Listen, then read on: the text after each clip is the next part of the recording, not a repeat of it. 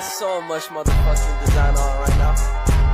Break it down, bring it back, make it clap. I got 3 old thoughts, new guap, where that day. Bitches on my line, and you know they come straight. Hold up, what it not, 45, scope it cash like whoa. How you fucking with these hoes up?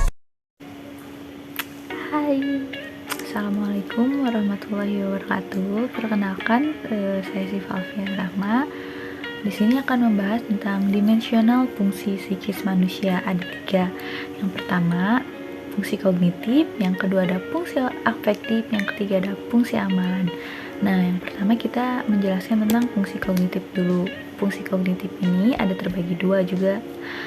Yang pertama ada kognitif ruhaniyah, yaitu fungsi psikis di bidang pengenalan yang diperoleh melalui daya-daya psikis berupa pengetahuan, pemahaman, kecerdasan, dan lain-lain. Nah, kognitif ruhaniyah juga dibagi 2 lagi nih. Ada kognitif yang bersumber dari al-fitrah dan kognitif yang bersumber dari ar-ruh. Nah, kognitif yang bersumber dari dimensi al-fitrah ini yaitu menghasilkan pengetahuan, kecerdasan, kesadaran, dan pengenalan yang bersifat transendental, yaitu pengetahuan dan kesadaran tentang keagamaan atau keimanan.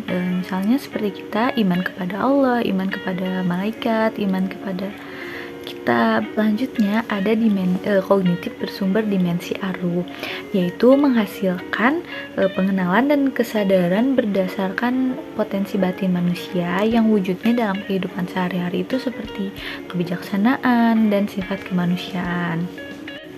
Nah, selanjutnya ada kognitif nafsiyah, adalah fungsi psikis di bidang pengenalan yang diperoleh melalui daya dimensi-dimensi yang ada pada aspek nafsiyah, yaitu ada 3, qalbiyah, akilah, dan naruliyah.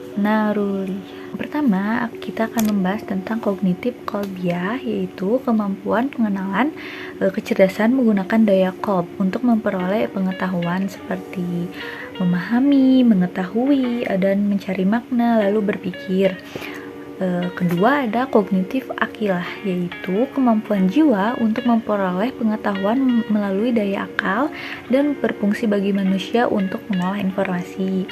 Nah, yang ketiga yaitu kognitif naluriyah, yaitu adalah daya-daya jiwa untuk mengetahui yang bersumber dari fungsi alat-alat indera seperti kulit untuk meraba, hidung untuk mencium, telinga untuk mendengar. Nah, alat-alat tersebut bagi jiwa manusia itu untuk memperoleh informasi. Nah, selanjutnya ada fungsi afektif. Fungsi afektif ini fungsi yang menentukan sikap atas dasar pertimbangan yang bersifat penilaian terhadap sesuatu. Fungsi afektif dibagi menjadi 3, ada afektif rohaniyah, afektif nafsiyah, dan afektif jismiyah.